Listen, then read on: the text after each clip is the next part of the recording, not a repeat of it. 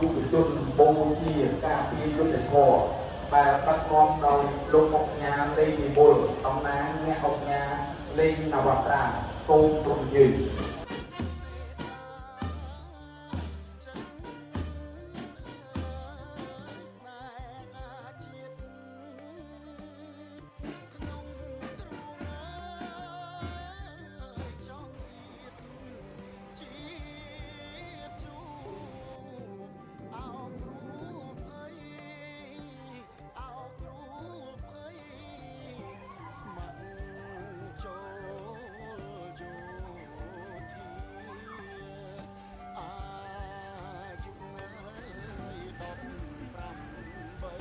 បាទគណៈវិទ្យាលោកអុកញ៉ាប្រធានប្រតិភូលោកបានអញ្ជើញសំណេះសំណាងចូលរួមរំលែកទុក្ខជាមួយនឹងបុត្រាបុត្រីក្រុមគ្រួសារសពបាទព្រមទាំងនាំមកនៅថវិកាមួយចំនួន